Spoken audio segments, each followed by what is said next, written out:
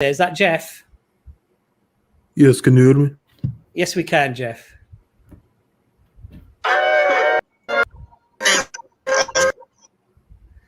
All right. Well done, Jeff. That's fantastic. So I think that's probably one of the best arguments we've had. Yeah, great. Extreme is something different. So, and I asked her in the private chat, are you willing to come on and defend Christianity? And she said yes. And she's come on and she said, first of all, I do is ask you a question. You're like, wait a minute, we just didn't hear anything I said. So we're going to give you another chance today. It's about what you believe. So tell us what you believe and why. First of all, I want that you answer my question, and then I will answer your question. Right. So we'll see you tomorrow in the arena. Okay. You're saying that these things were not. Did they rise from the grave? Yes, they did. Yes. Did they dig their way out? Did they dig their way out of the grave? Rising. What was were they to rise to the Romans? What was the purpose of them rising? Did they dig their way out of their graves?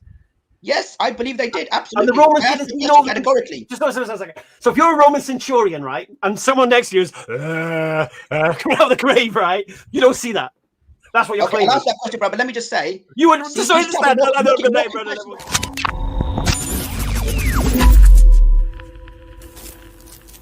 Again, how do you know what's written in the Gospels is historically reliable and accurate? How do these scholars that have tested it? What's the test they've done? What have they examined? What have they measured? They have done multiple upon multiple. So give me an example. Give me a test. Give me a test. Textual criticism. Okay, Christian King.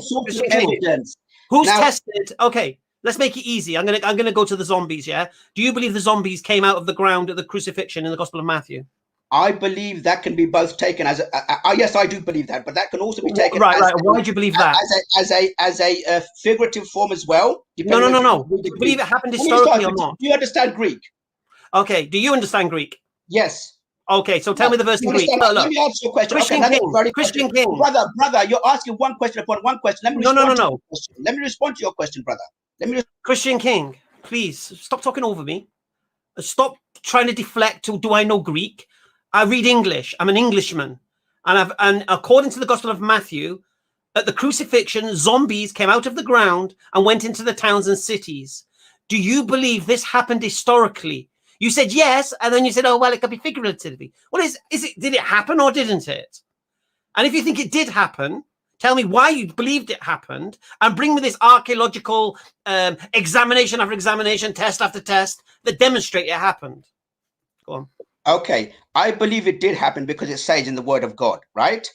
What I'm saying, there are some scholars who believe that it's figurative, but I believe it's happened. Now, let me just say, it happened, but a much bigger thing that was the resurrection. The appearing of zombies is minor compared to the resurrection of Christ. Okay, now let me answer your question. Let me answer your question. You answer one question, then another question. Let me finish. Let me give you a What's my question? What's my question?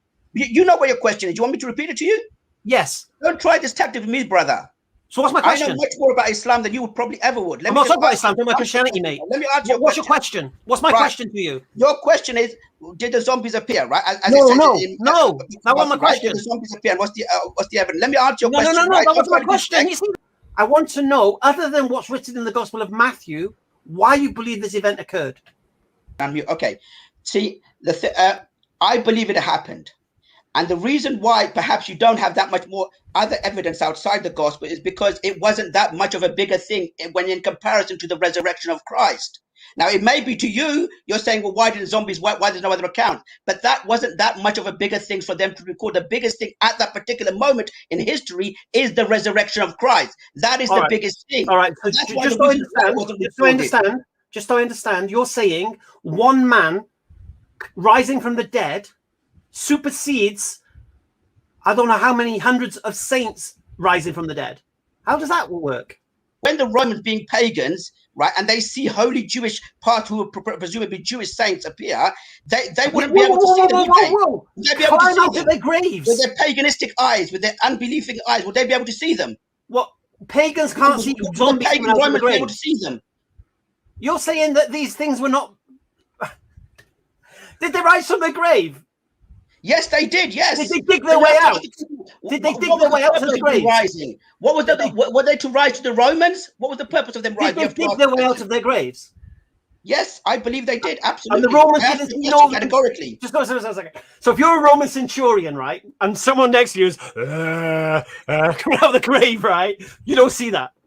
That's what you're Okay, claiming. I'll answer that question, bro. But let me just say, You would see, just so these type of understand. more- I more- good more name, brother. questions We'll that give you up. Listen, do- one second. Let me Just so I can understand the logic. No. Just so I can You understand the can cut logic. me off anytime you want, Just brother. so, You can- I'm answering your question. No. I don't want you to answer my question anymore. I'm going to let the boys get involved. I just need to say this because this is mental. Right. Just so you hold on to this verse written in Matthew, which top Christian scholars say is allegorical. It's not real. It's not historical. It didn't happen.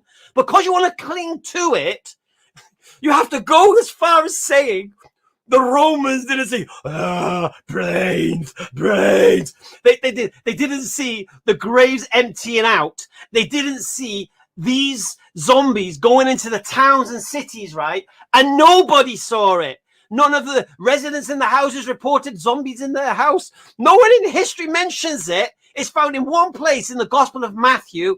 And because you're trying to cling to this being the word of God, you're going to reject everything else. And it's astounding. It's astounding that you start this whole conversation with test after test, examinations, archaeological evidence, and all of a sudden it's all under the bus when it doesn't suit your narrative. As far as I'm concerned, Dan, I'm out. You're a nutter. Now, you said something really interesting. You said other religions had time to write down their scriptures, but the Christians didn't. So who wrote down the Gospels? The Gospels of Dr. Iman, thank you. I like the demeanor in which you speak. Thank you. We can have a more fruitful discussion, as you'd like you to say. The Gospels were written by the apostles. Now, let me again reiterate the point. The One second, Christian. One second. I just want to interact. Persecution. I want to interact with that point. Just give me 1 second.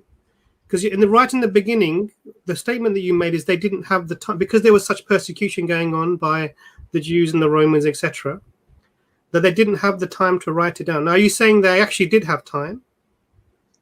Not just did they not have the time, they did not have the resources. They were under persecution to write something in public. Even if you want, for example, Saudi Arabia, modern day Saudi Arabia. So, right? Christian King, listen to me for 1 second. So this is why I asked the question. If they didn't either have the time, we said they did have the time, but they didn't have the resources, so they didn't have the resources to write the Gospels down. Okay, I'll take your word for it. So then the question comes automatically is who wrote them down? Well, brother Dr. Imran, thank you, and I like the way you can speak and communicate. Unlike brother Hamza, who asked one question upon another and answer that question directly, they didn't have neither the time nor the resources nor the open ability to write, because they didn't have the. First of all, there wasn't the printer. Number one. By the time of the 7th century, it became more paper was more readily available. There wasn't much paper. Secondly, the important point is they were under strict persecution from the Jews and the I appreciate Romans. all these points. No, they did write it down, but they didn't openly put their names to it. That's the point. They didn't openly put their name. Oh, this is written by me. Sorry, oh, Christian King. Sorry, I just want to clarify something. Yeah, because you said three things now. They didn't have the time. They didn't have the resources. They didn't have even the printer. I mean, printer was invented in 1500s. I don't even know. We have text from before the 1500s. The idea is now that these people were unable to write it down. Now, what you've changed it slightly. You said no, they did have time. They just didn't put their names on it. No. I'm not changing it, brother. So let me just make my point. Because initially, I'm saying to Christian King, 1 second. Okay, let me answer it without you interrupting. I haven't asked the question yet. Just give me 1 second. Let me answer it slowly because I haven't asked the question yet. Just give me 1 second. Let me ask you the question. Let me put it in question form. So the question form is this: if they didn't have the time, they didn't have the inclination, they didn't have the resources, they didn't have printers, but you said so they couldn't write it down. But now you're saying they did write it down. So in the writing down, you say that they just didn't put their names on it. Is that right?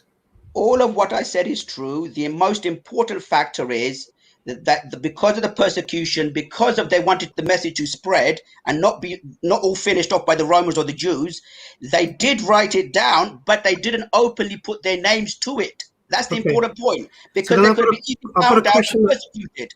If you write something against Wahhabism in Saudi Arabia, put your name to it openly. Christian King, I've got a question. You write something against Wahhabism or Salafism in Saudi Arabia, put your name to it. Christian King, I've got a question that follows that. Okay, so now I'm understanding. Yeah, they didn't have the time. They were persecuted by Jews and the Romans. They didn't have the resources, and they didn't have printers, but they did write it down.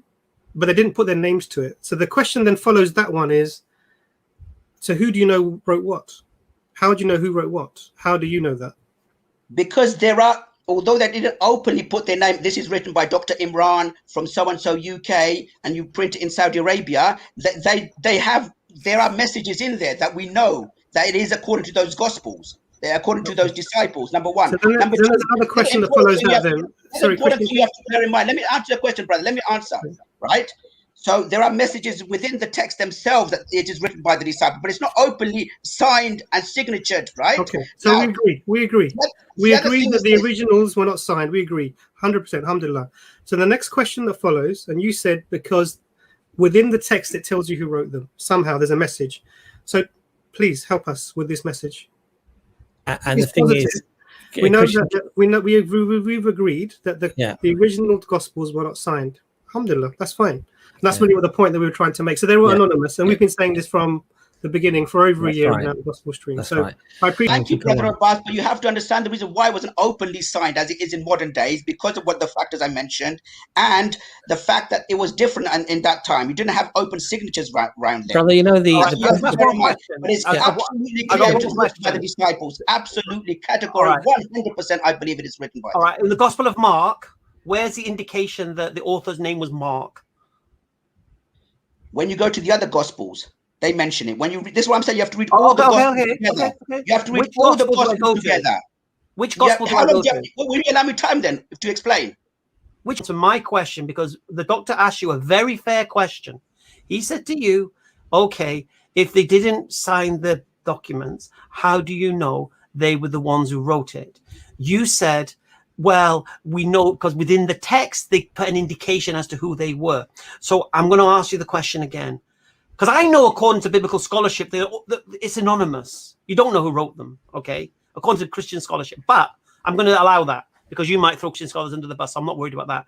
I want you in your own words to tell me where you get the idea that the author of the Gospel of Mark is Mark from the Gospels. That's all I want you to do. Okay, first of all, you had many assumptions in asking that question. I don't throw biblical scholars under the bus. The vast consensus of biblical scholars believe that they are written by them, especially the early century scholars, right?